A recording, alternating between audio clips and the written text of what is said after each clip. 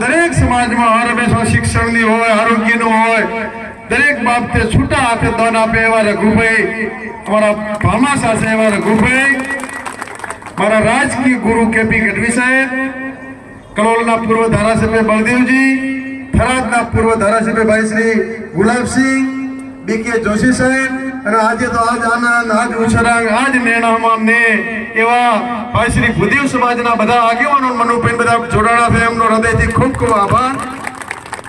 ભાઈ શ્રી ઈશ્વરભાઈ, હેમુભાઈ, તુલસીભાઈ, અમારા સોય ગામના પૂર્વ પ્રમુખ, જિલ્લાના મહામંત્રી દુધાજી, સૌ મંચસ્થ આગેવાનો અને આ વિસ્તારને કેપી સાહેબ યાદ અપાવું. કોરોના કાળમાં કોઈ ભાઈ ભાઈને અડવા તૈયાર નતો, ત્યારે 108 ની જેમ મેલો ભોપો દરેક વિસ્તારમાં ઘરે ઘરે બાટલો આપવા આવે, દર્દીને પહોંચાડવા આવે એવા મેલા ભુવાજી અને સૌ આગેવાનો તમામે ઘણી બધી વાતો કરી છે. આપ સૌને હર હંમેશા આપ તો કોંગ્રેસ સાથે રહ્યા છો.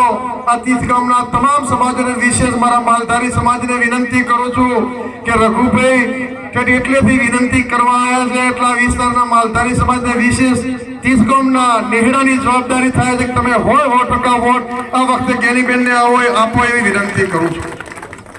વિશેષ હંમેશા આપ જાણો છો કે બેન ધારાસભ્ય થયા પછી ઘણા બધા પરિવર્તન આવ્યા છે. ઠાકોરો તો હંમેશા પોણેથી પાતળા થઈને નાગજીભી ખબર છે કે રહેશે, અને હંમેશા તમે હાથે રહો એની હાથે કાયમ રહેશે.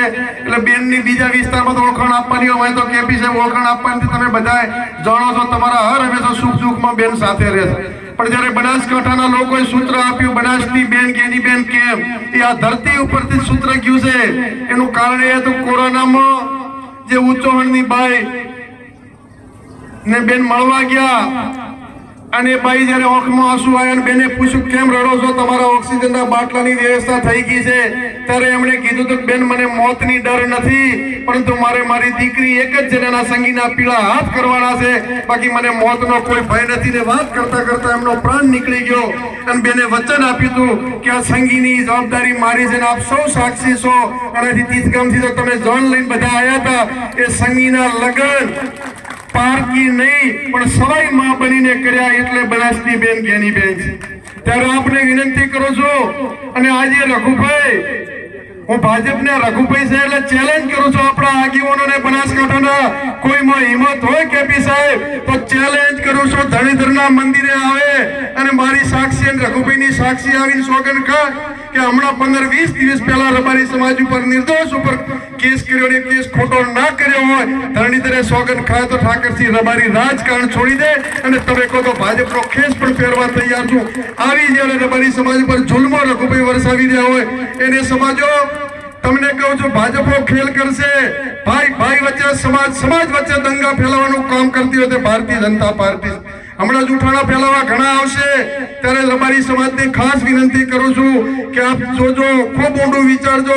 ઘણા ગપગોળા આવશે કે ઠાકોર લખેલ ગાડી હશે ને કોઈ ઉપર હુમલો કરશે, ત્યાં રબારી ઉપર ઠાકોરોએ કર્યો, ઠાકોરો ઉપર રાજપૂતોએ કર્યો, રાજપૂત લખેલ ગાડીઓ ફરશે, રબારી લખેલ ગાડી ફરશે કે રબારીએ ઠાકોરો ઉપર હુમલો કર્યો.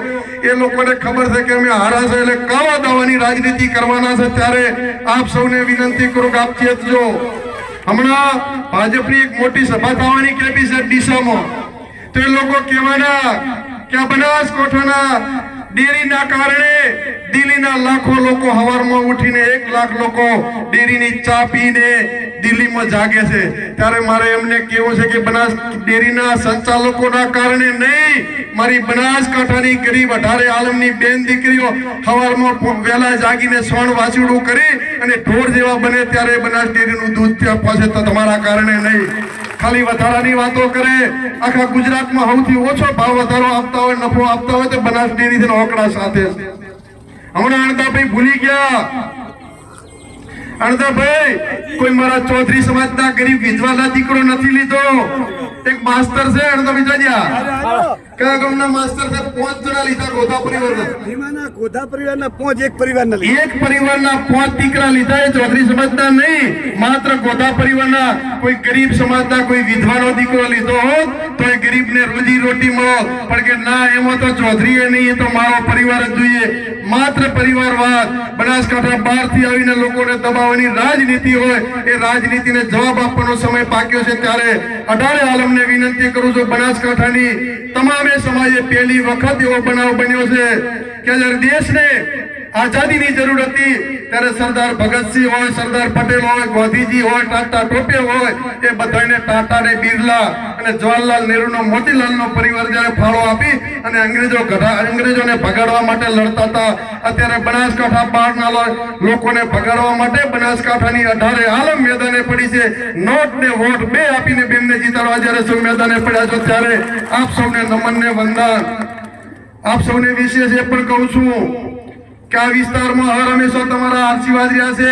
તમારા આશીર્વાદના કારણે બનાસકાંઠામાં જ્યારે વાવ વિધાનસભામાં 2 વખત તમે જીતાડ્યા, આ વખતે બનાસકાંઠાના લોકસભાના સંસદ સભ્ય બનવા જઈ રહ્યા છે, એ તમારા સૌના પ્રતાપ છે. રૂડા ને રૂપાળા તમે સૌ કોઈ છો ત્યારે અને વિશેષ તો સોનામાં સુગંધ ભળી સમગ્ર બનાસકાંઠાનો જાગીરદાર સમાજ આજે આખી સાહેબ ચૂંટણી લડીને બેન દીકરીઓની વારે જ્યારે હર હંમેશા ધડ ધીંગાણે માથા મસણે જાગીરદારો બેન અને દીકરી માટે ગાય માટે પોતાના લીલડો માથા આપી દીધા ત્યારે અત્યારે પણ બેન દીકરીની આન બાનની સહનની લડાઈ આવી ત્યારે સમગ્ર ગુજરાતનો બનાસકાંઠાનો જાગીરદાર સમાજ જ્યારે મેદાન આવે ત્યારે માલધારી સમાજ પણ જાગીરદાર સમાજની સાથે છે. અને આપ સૌ કભે કભો મિલન એ લોકોને જવાબ આપવાનો સમય આવ્યો છે ત્યારે આપ સૌ 7મી તારીખે પંજાના નિશાન ઉપર ભારે મતદાન કરજો અને ઘણા ગપગોળા લપવા હવે એમાં ન પડતા મારું પણ માગુની તનકે કાજ પરમારથને કારણે મોકતા ના આવેલા આ એક બનાસની બેન માટે તમારી પાસે ખોળા પાથરું છું અને આ ખોળાની લાજ તમે રાખજો. એ શબ્દો સાથે આપ સૌનો ખૂબ ખૂબ આભાર. જય હિન્દ, જય ભારત.